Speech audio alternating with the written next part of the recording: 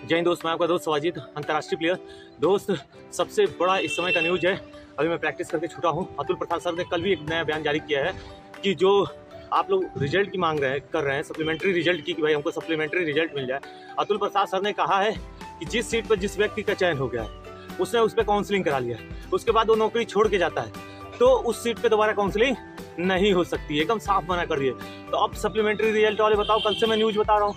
Atul Prasad sir ने directly मना कर दिया था कि भाई जब तक सरकार और शिक्षा आयोग नहीं कहेगी हमारा कोई अधिकार नहीं है सप्लीमेंट्री रिजल्ट निकालने के और हमारी तरफ से ना समझे। इसका मतलब क्या होगा? दूसरा चीज, जो आपका 8 तारीख को पेपर हुआ था 9वीं और 10वीं के लिए, उसमें आपने देखा था कि 2 घंटे विलंब से पेपर हुआ था।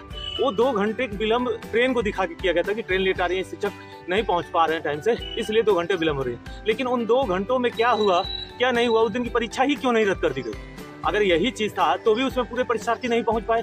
और जब नहीं परीक्षार्थी पहुंच पाए और आपको इसकी सूचना थी कि परीक्षार्थी नहीं पहुंच पा रहे हैं, तो आपको उस दिन का पेपर कैंसिल कर देना था, उसका नया डेट जारी कर देना था। ये भी किसी को नहीं समझ में आया। उसके बाद आपने 4 ऑप्शन की जगह 5 ऑप्शन दिया, भाषा की वरीयता को शून्य कर दिया। आपने जो अभी तक 1.0 और 2.0 में जो विकलांग श्रेणी के कैंडिडेट हैं उनका अभी तक रिजल्ट जारी नहीं हुआ। उनका कहना है, मेरा नहीं, मैंने कुछ लोगों से बात किया, उनका कहना है कि रिजल्ट जारी नहीं हुआ है। तीसरी सबसे बड़ी बात है कि हमारे यहाँ अगर जितनी सीटें थी उससे कम पे रिजल्ट क्यों जारी किया गया? आखिर उन सीटों का होगा क्या, इसका डिटेल नहीं बताया। और नियम कहता है कि जितनी सीट आप दिखाएंगे उतने सीट पर रिजल्ट जारी करना ये आपका अधिकार है और आपको जारी करना पड़ेगा। तो आपने पूरे सीटों पे रिजल्ट क्यों नहीं जारी किया? आज से पहले कभी भी जितनी सीट दिखाई गई उतने ही सीटों पे रिजल्ट जारी हुआ है। इतिहास गवाह है, उठा के देख लीजिए। लेकिन आपके द्वारा क्यों नहीं जारी किया जा रहा है? ये सब क्वेश्चन के पॉइंट है। मुख्यमंत्री साहब अभी तक खुले मंच पे आके इसकी न जांच की बात किए, न जांच करने के आदेश दिए। तो आखिर कर क्या रहे हैं?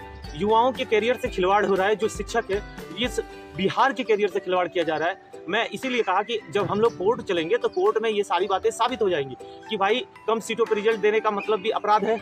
उसके अलावा जिस दिन की परीक्षा आपको जानकारी हो गई थी कि ट्रेनें लेट है तो उस दिन की परीक्षा आपको कैंसिल कर देनी चाहिए, क्योंकि ज़्यादातर यही हुआ है कि परीक्षाएं कैंसिल हुई हैं।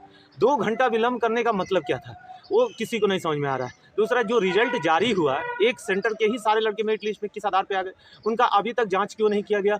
उनका दोबारा पेपर क्यों नहीं लिया गया? उस पूरे सेंटर को अलग से बैठा के पेपर क्यों नहीं लिया गया?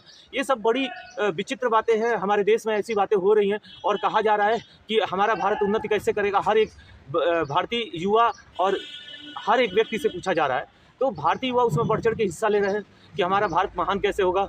जब संविधान, जब कोई नियम लागू हो तो उसमें जो भारत के लोकतांत्रिक लोग हैं, जो इसके रहने वाले लोग हैं, ये लोकतांत्रिक देश है, इसलिए लोगों द्वारा चुनी हुई कानून व्यवस्था को ही लागू किया जाए और इसके लिए वोटिंग कराया जाए। हर साल उसका पहले प्रचार किया जाए, 6 माह तक उस कानून व्यवस्था का प्रचार किया जाए कि क्या लाभ है, क्या हानि है।